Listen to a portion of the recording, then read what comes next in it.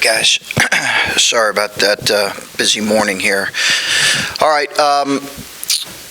Obviously, been preparing here with finals. Been a week full of academics as well as some preparation, clear preparation, and we continue to build towards preparing for Kentucky. I think they're an outstanding team.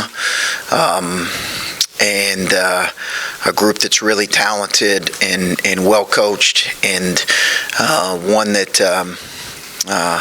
obviously is coming off a loss, but albeit a road loss, a true road game, which we know how challenging those are. So looking forward to a Saturday night here. Chris, before the game, it's been kind of an emotional week for Kentucky as a whole, and I know took some time to try to help out with that cause.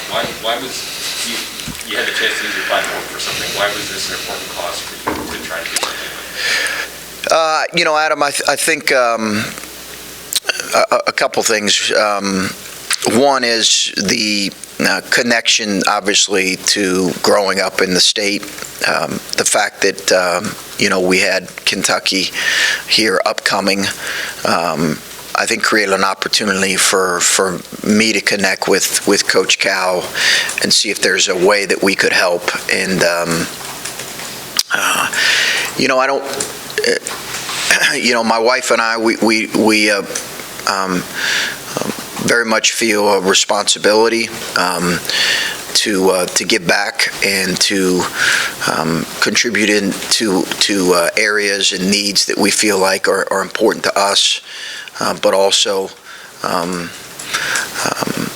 that's both yearly, and then there's things like this that are just devastating to see. When you take a look at some of the footage, the video footage of what happened in Kentucky, and it wasn't just Kentucky. Obviously, Illinois had some issues as well. But when you look at the devastation that happened in those communities, I mean, it's going to take years for some of those communities to get back to where they were. So, listen, in whatever small way we could help and contribute, Lori and I and Nora, we felt like it's important, and I think we feel like it's a responsibility to be a blessing in ways we can be a blessing to, and I hope it was.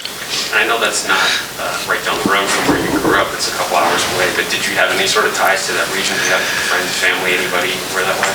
No, I didn't. I did not. I've been through the area, familiar with that specific area, and been through it several times. Went to my initial college was somewhat close to it, but Kentucky's a pretty small state, and there's a connection across the board, and it's similar to Ohio. Terrific people, smaller communities that are really close, and I know if something like that happened in our state, we'd have a tremendous outpouring of support, not just from people in our state, but from the bordering states. And how does that have any impact on a game? When a state goes through something like that, and you have the ties like that, does that have any impact on preparation or on what we might see on Saturday? No, I think the game is separate. We understand it's listen, on Saturday at 5:30 or 5 o'clock, both teams will be ready to compete. We're teammates. We locked arms this week and found ways to help their program and their team, and most importantly, their state and the people that were affected. But we also want to provide a highly competitive, enjoyable game for Buckeye fans and obviously for Kentucky fans to watch on Saturday. One final thing is just a note. I wasn't aware of everything. I was recruiting and it was busy, but I know we had a lot of Ohioans, a lot of Buckeye fans, a lot of people from Buckeye Nation that said that they were going to call in to the telethon or reach out, and I just want to thank them. We have an incredibly generous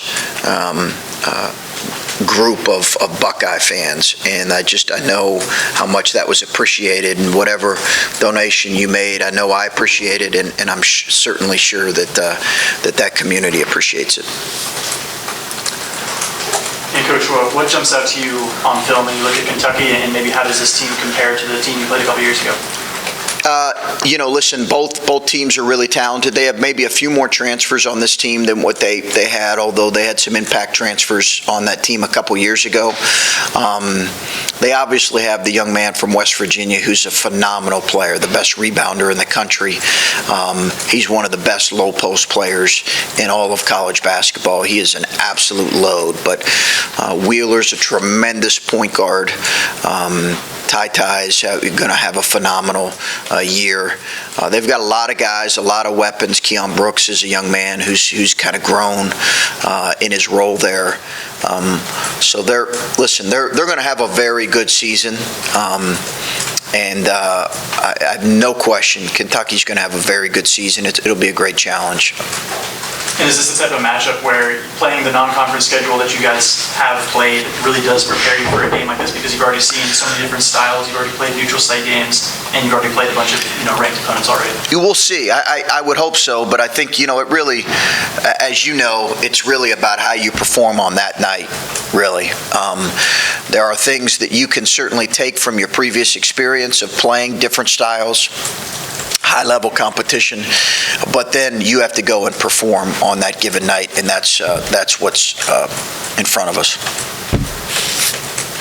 When you say you're going against one of the best rebounders in the country, the question is, okay, where does that fit in this? Where does how do you see his physicality kind of responding to such a great challenge, especially since it's something that you said has been consistently improving? What kind of challenge will this be for Zed, and how do you see him kind of responding?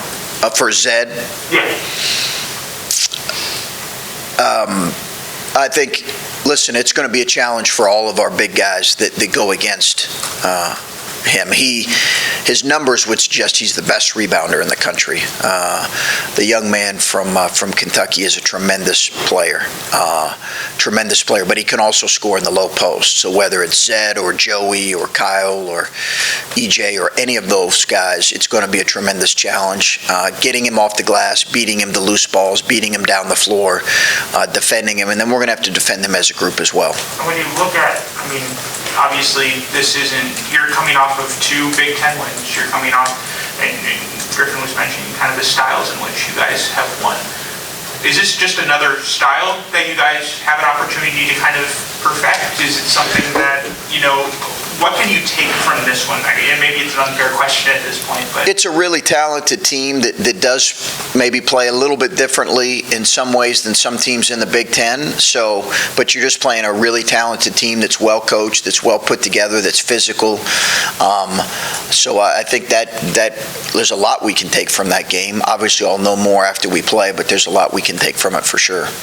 You mentioned a couple times this year that not just you guys, but teams across the country are going through building and growing pains. And whatnot. Do you see that in Kentucky, especially in those 2 losses against the 2 more marquee teams? Yeah, I don't think you make much of those 2 losses. They played the number 1 team in the country in a neutral site game, and that was it was a pretty close game. And then they went on the road, and listen, how many examples do we need to see across the country where teams go on the road and struggle? I think you just saw another top 10 team lose to an unranked team, and Alabama loses. It wasn't even close. I don't think they lost to Memphis. It's hard to win on the road.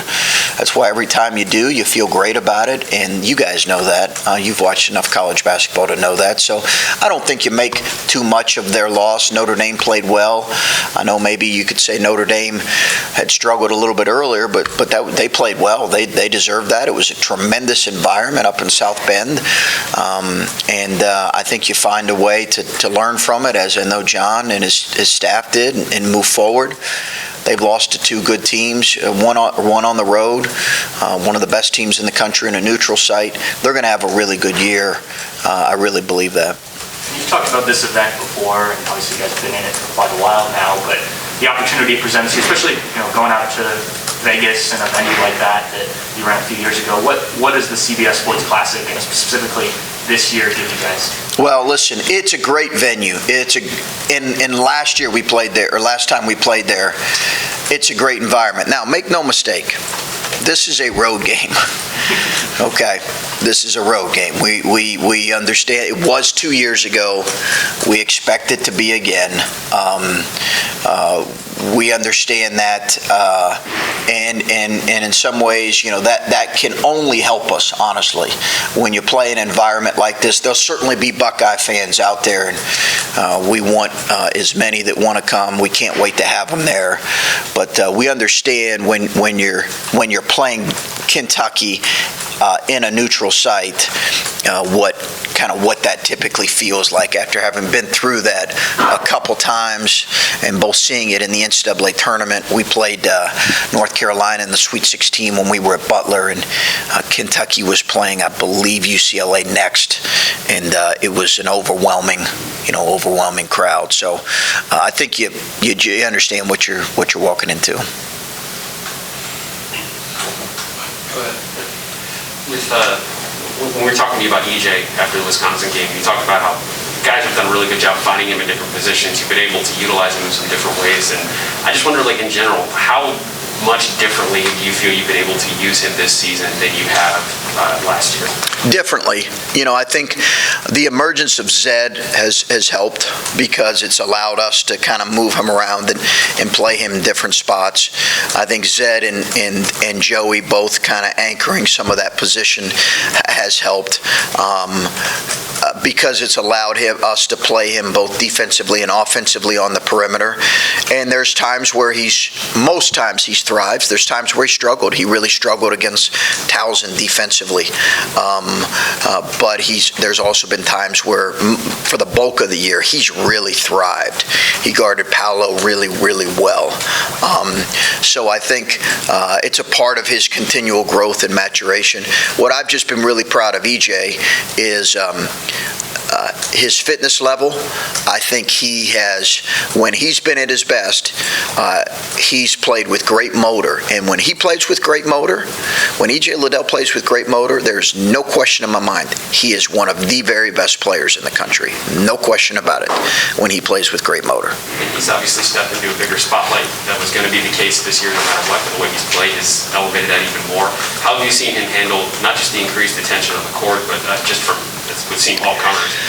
We'll see. That's an ongoing process for young people. It's a lot sometimes to take in both, the attention, positive and negative, and it's really how you handle that really determines a lot about your continued success, or if you have inconsistency. Do you handle it with the proper humility that you need to, the desire to continue to get better, and then when you get criticized, do you handle that with understanding how irrelevant a lot of that is, and keep your focus on getting better. So he's a really mature kid, special kid, so I would hope that he would handle it the right way. But there's no question there's been a lot of attention, and he's earned that attention here through 10 games. Finish up with Spencer back here. I think it's almost unavoidable to go through ebbs and flows, almost roller coaster in college basketball. Yeah. 30-game season or so. But yeah. When you get a week off after building some really positive momentum, how do you kind of, give these guys the right amount of time off, but also avoid that complacency that might come with worse events, two over ranked teams, things like that? Well, it's important. You really rely on your maturity of your captains. The leadership of your group determines, in a lot of ways, how you proceed after you've maybe won a few, because you're constantly fighting human nature. The idea of maybe pulling back a little bit.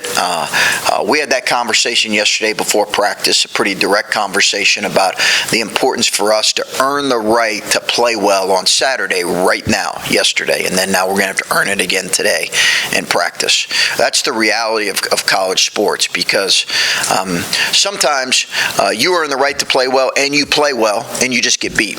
You just get beat. That happens in college athletics and college basketball. But as much as possible, we want to earn the right to play well in how we conduct ourselves on a day-to-day basis. And if we do that, we'll live with the results. I know you guys take every opponent exact same level, but is it almost a blessing to get a team like Kentucky off of this week off than it is to get, let's say, a new major or something that you guys might not prepare for? Yeah, I think, there is some real benefit to that. Now, obviously, we have 2 games here before we leave for Christmas, this one in Tennessee Martin. So we need to finish up our pre-Christmas conference our schedule well. But yeah, I think the reality is they understand both the Kentucky brand and they understand how good this Kentucky team is, and how talented these guys are. So at the same time, I think there's an excitement about playing, as there always is in this event, because you're always playing.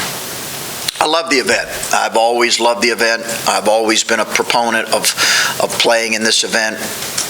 I was a proponent of playing in the Crossroads, when we were at Butler.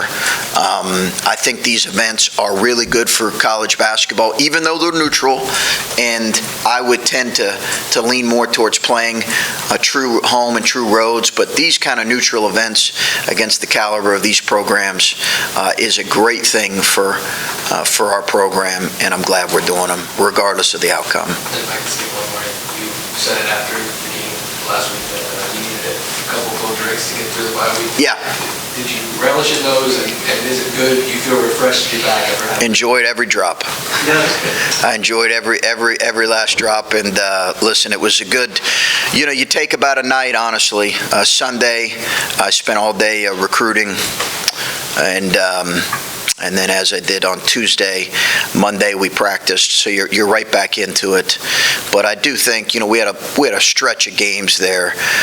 You include Towson in there, that's a good team, and it was a high stress, an emotional couple weeks, but we revved it back up pretty quickly. We've got back in the gym, we put some work in here, and we need to continue to put some work in here before we leave for Vegas. Yeah. Real quick, just because as I was on my way here, I saw Penn State had to cancel its game. Is there anything that you guys are having to talk about or do differently with protocols and things? It seems like this is starting again in college sports. Is there anything you're having to change or? I think we've had to have real conversations, Adam, about what's happening in both professional and college sports, and the reality. As you know, we have a fully vaccinated program. But there have been breakthrough cases. There have been breakthrough cases among our staff this past year, or this year as well. So I think you're really aware of it, and I think those kind of conversations and that dialogue is very much a part of what we're doing right now. And I'll leave it at that.